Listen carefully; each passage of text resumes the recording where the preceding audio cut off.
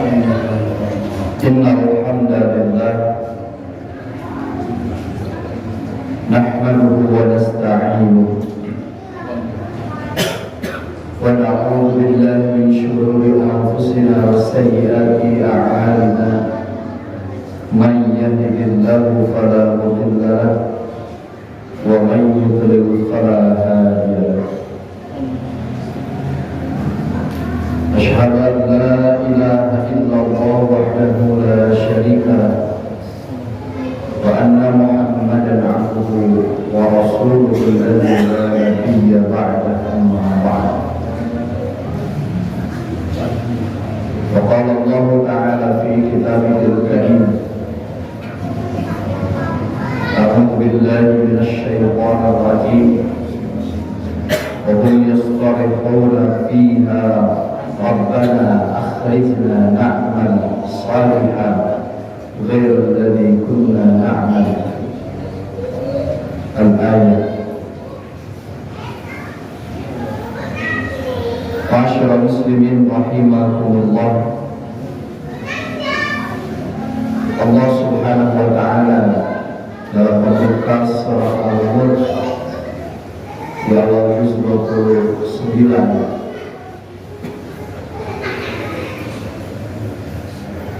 menegaskan kepada kita bahwa Allah menciptakan hidup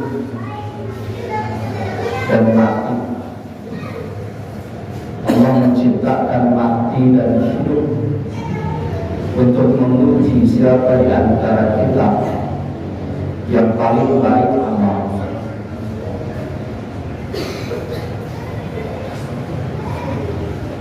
Alladzi khalaqal mauta wal hayata liyabluwakum ayyukum ahsanu amala.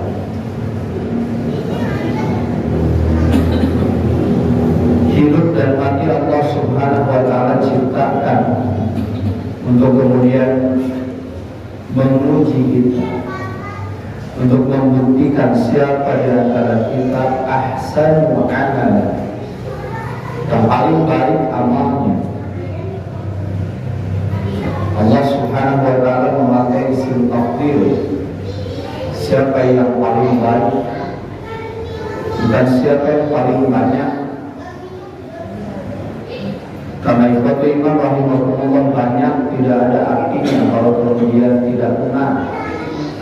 Maka tuntunan Nabi SAW harus menjadi kunci bagaimana kemudian amal kita dilakukan dengan baik dan benar, sesuai dengan apa yang dicontohkan, apa yang disyariatkan oleh agama. Kepada iman rahimahullah, fenomena yang sering kita saksikan tentang kematian.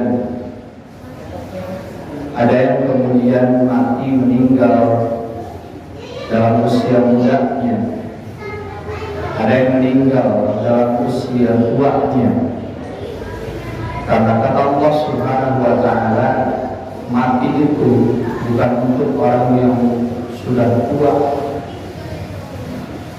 Secara tersirat Allah Subhanahu wa taala mengingatkan kepada kita bahwa maut itu bukan bagi orang yang sudah tua.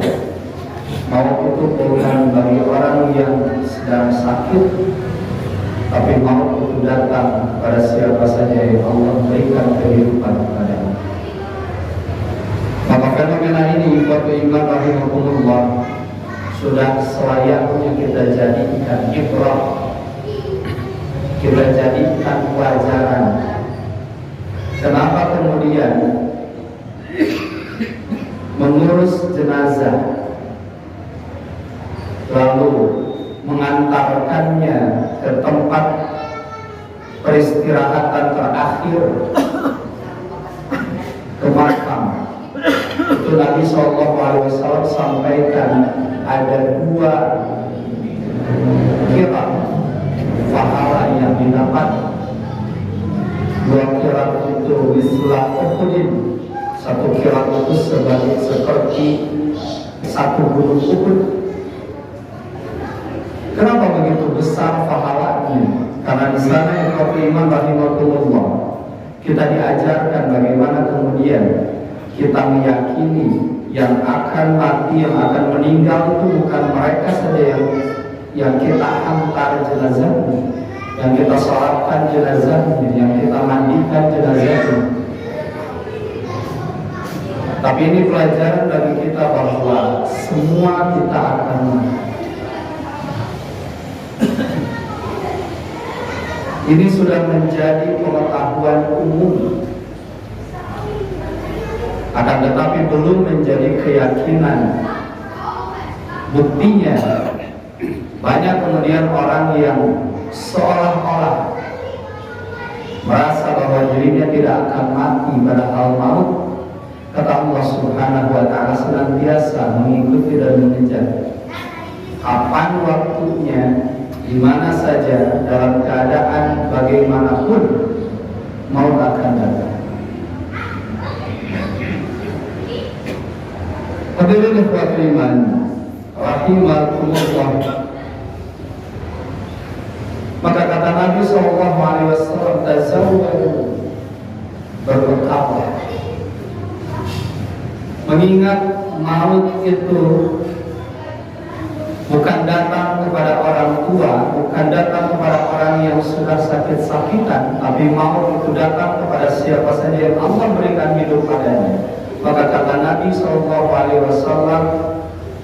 tazawwadu.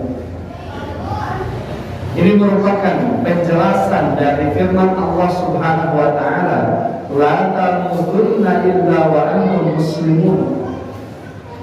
Perintah takwa kepada Allah Subhanahu wa ta'ala, dan di sana ada larangan la tamutunna, janganlah sekali-kali kalian mati illa wa antum muslimun, kecuali engkau dalam keadaan muslim. Ikhwatul rahimakumullah, secara siapul kalam bukan berarti kita dilarang mati, karena mati kita tidak tahu kapan, di mana, dalam kondisi seperti apa Allah Subhanahu wa ta'ala ambil kita. Tapi kalimat la tamutunna illa wa antum muslimun ini yang merupakan perintah secara tersirat dari Allah Subhanahu wa ta'ala. Senantiasa kita mengumpulkan bekal selagi kita hidup. Senantiasa kita berada dalam keislaman selagi kita hidup. Jangan terbersit sedikit pun dalam benak kita, mumpung masih muda, mumpung ada kesempatan, kedua tobat mangke sekolah, nanti saja ibadah itu dalam keadaan tua dan sebagainya. Ikhwatul iman rahimakumullah, la tamutunna illa wa antum muslimun, janganlah kalian mati kata Allah kecuali dalam keadaan muslim, dalam keadaan Islam, dalam keadaan berserah diri. Ini memerintahkan secara tersirat kepada kita senantiasa berada dalam keislaman, senantiasa mengikhtiarkan kesalihan dan kebaikan. Maka menjadi relate dengan apa yang disampaikan oleh Nabi SAW, tazawwadu, berbekal. Kenapa bekal ini menjadi penting? Sudah sering digambarkan oleh para ulama bagaimana kemudian ketika kita bepergian ke satu tempat, apa yang kita siapkan, kendaraannya yang bagus, yang aman, perbekalannya, dan lain sebagainya. Maka kata Nabi SAW, berbekallah kalian, karena perjalanan kalian sangatlah panjang.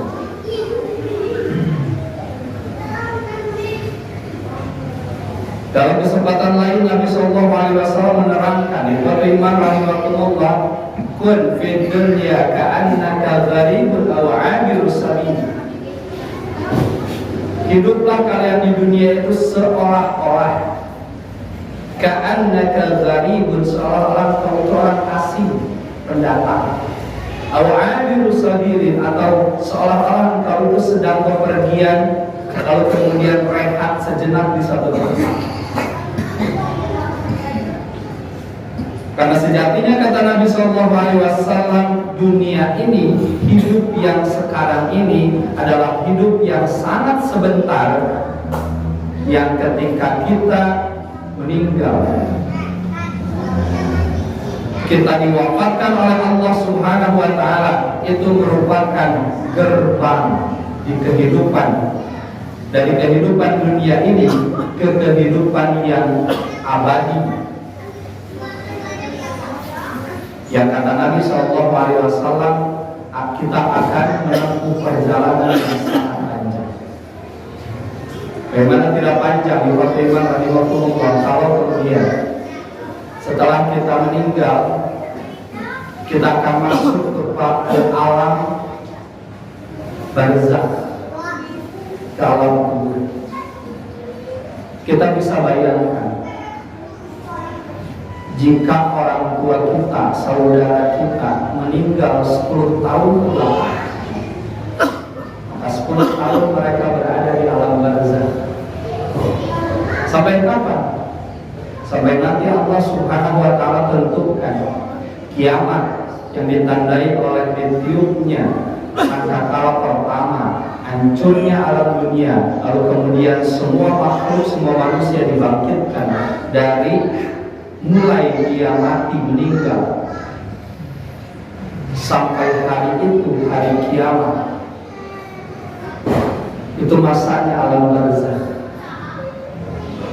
Kalau kita hari ini mati, kalau kita besok mati, lalu Allah Subhanahu wa Ta'ala takdirkan 100 tahun lagi terjadi kiamat, maka 100 tahunlah kita berada di alam barzakh.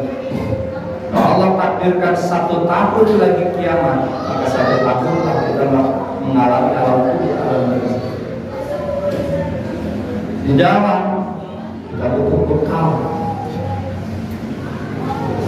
Bekal apa yang bisa kita siapkan? Nabi SAW banyak menceritakan, kebanyakan orang disiksa di alam kubur itu bukan melalui hal-hal yang besar, bukan melalui dosa-dosa yang besar.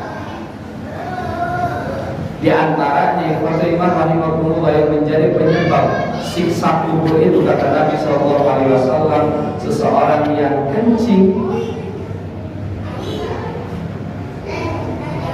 lalu dia tidak baik dalam membersihkannya, ke api.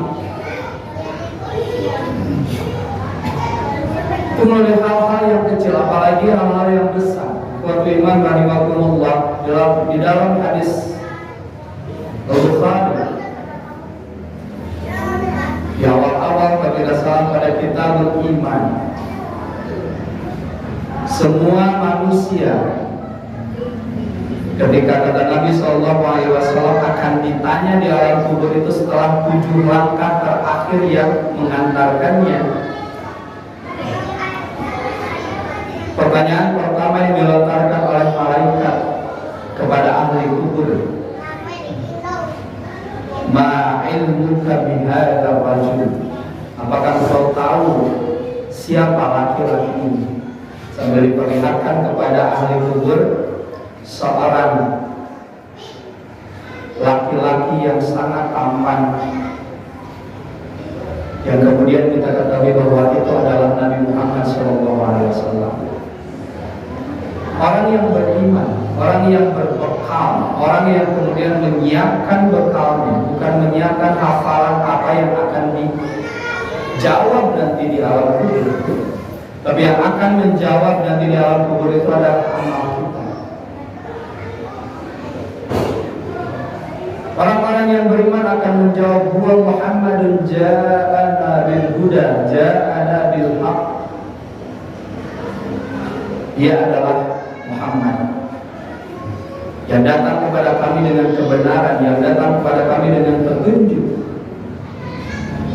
Maka Allah Subhanahu wa Ta'ala berfirman melalui para malaikatnya, suruh dia untuk kemudian beristirahat, nam salihah. Tapi ketika kita ditanya ma ilmuka bihadzal rajul, ahli kubur ditanya, engkau tahu nggak ini siapa? Dia tidak bisa menjawabnya karena ketika dia hidup jauh dari sunnah, ketika dia hidup jauh dari tuntunan agama, dia tidak bisa menjawab. Kami tidak tahu. Kami hanya mengikuti satu ucapan dari orang lain, kemudian kami melaksanakannya tanpa ilmu, tanpa dasar, dalil dan lain sebagainya. Maka Allah Subhanahu wa Ta'ala perintahkan pada malaikat untuk kemudian mengukur di antara dua telinganya dengan palu. Alhamdulillah. Begitulah ikhwatul iman rahimahumullah kehidupan di alam kubur. Belum lagi ikhwatul iman nanti kemudian setelah kiamat terjadi, Allah Subhanahu wa Ta'ala membangkitkan semua yang ada di alam kubur. Kita dikumpulkan di satu tempat yang disebut dengan mahsyar. Oleh Allah Subhanahu wa Ta'ala dikumpulkan manusia pertama sampai manusia terakhir, seluruhnya Allah hidupkan kembali dengan perjalanan yang sangat panjang, proses yang sangat panjang. Belum lagi kemudian kita menghadapi yaumul hisab. Akan dihitung kemudian amal baik kita, amal buruk kita, dan seterusnya. Lalu kemudian yaumul mizan, setelah dihitung kemudian ditimbang. Apakah kita layak kemudian masuk surga dan lain sebagainya. Ditimbang amal baik dan amal buruk kita. Lalu di sana ada syafaat dari Nabi Sallallahu Alaihi Wasallam, syafaat dari orang-orang saleh dan seterusnya. Perjalanan sangat panjang, maka kata Nabi Sallallahu Alaihi Wasallam, tazawwadu. Hanya ikhwatul iman rahimakumullah, terkadang orang-orang yang kemudian memberikan ilmu, memberikan keterangan, seolah dianggap menakut-nakuti. Ada dai, ada ulama yang membahas tentang mati, yang membahas tentang neraka, yang membahas tentang akhirat, seolah-olah dianggap sebagai orang yang menakut-nakuti.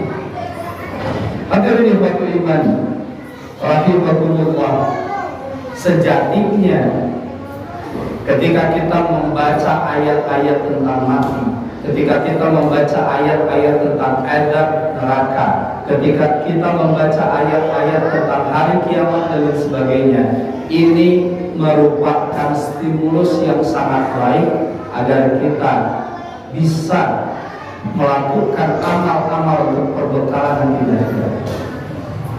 Karena tanpa itu ikhwatul iman rahimahullah, kita akan selalu disibukkan dengan hal-hal duniawi yang kemudian menjauhkan kita dari amal-amal yang akan menjadi bekal kita.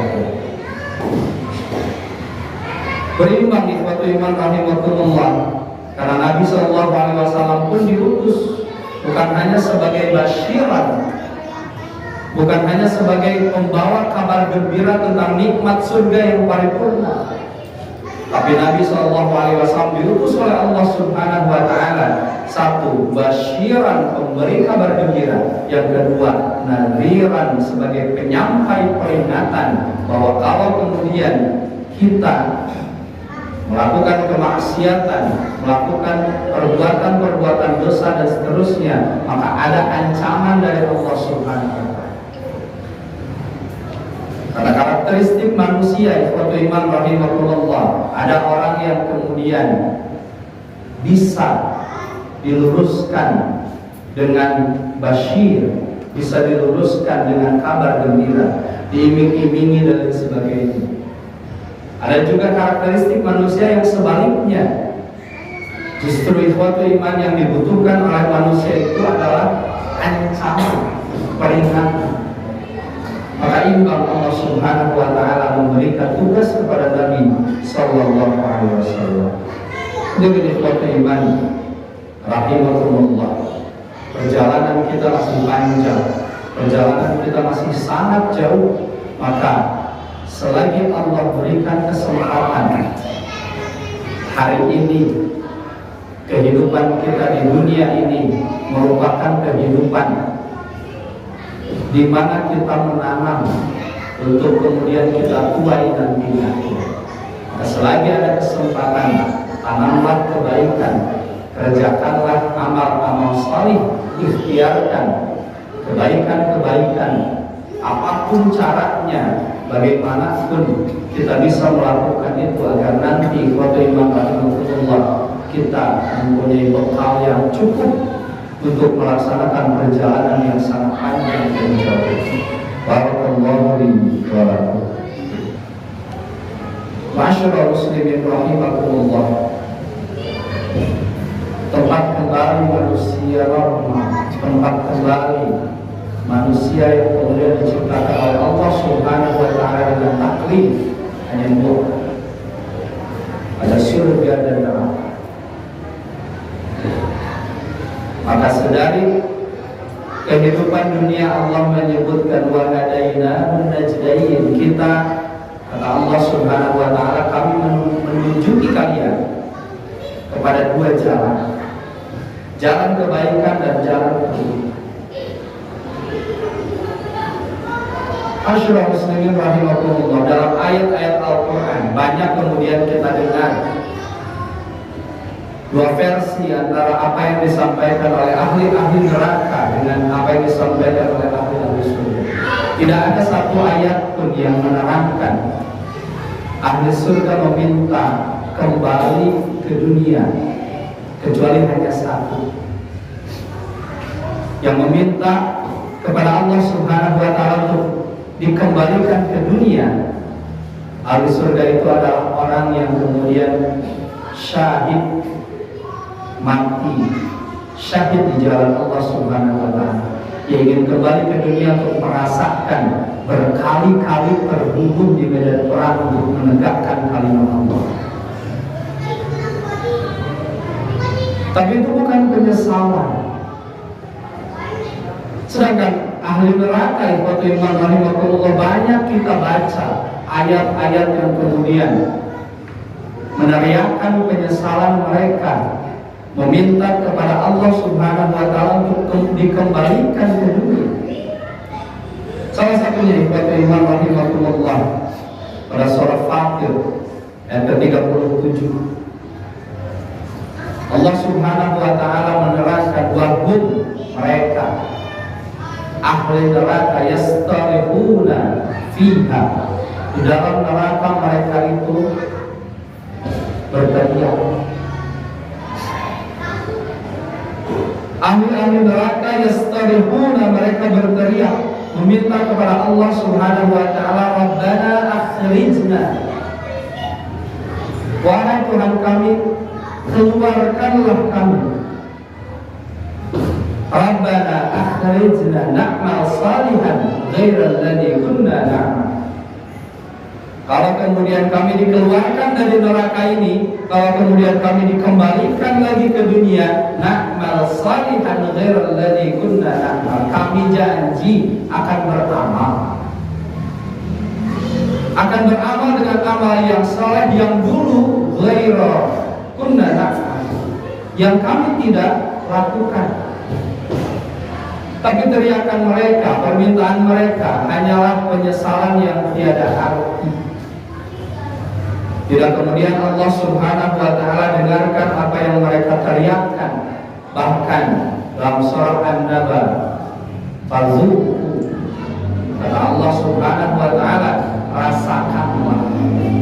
Falan nazidakum, tidak akan pernah kami menambahkan kepada kalian illa adzab, kecuali tambahan siksa yang terus-menerus. Namun begitu. Maka sebelum kemudian teriakan itu kita lontarkan di neraka, naudzubillah, maka hari ini kita harus berazam untuk kemudian beramal. Kira-kira amal saleh apa yang belum pernah kita lakukan? Kira-kira amal saleh apa yang senantiasa kemudian kita abaikan? Sunnah-sunnah yang kita anggap sebagai hal yang tidak perlu untuk diikhtiarkan. Ibadah-ibadah wajib yang masih sampai hari ini kita tinggalkan.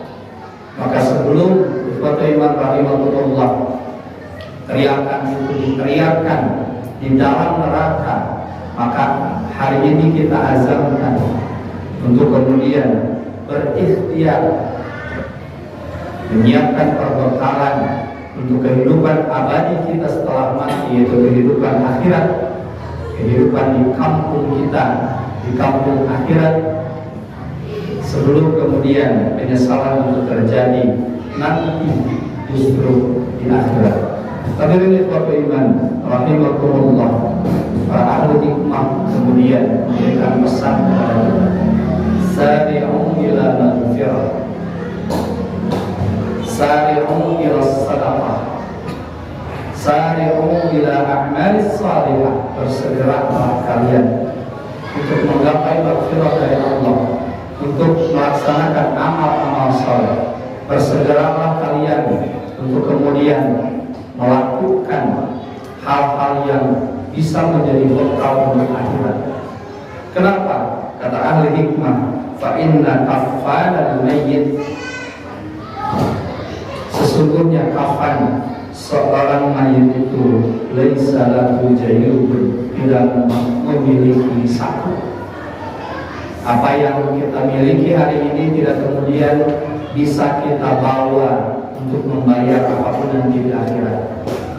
Ikhwatu iman rahimahullah, hidup yang Allah berikan merupakan modal bagi kita. Bagaimana kemudian kita menjadikan modal hidup ini modal yang sangat bermanfaat untuk bekal kehidupan kita di akhirat.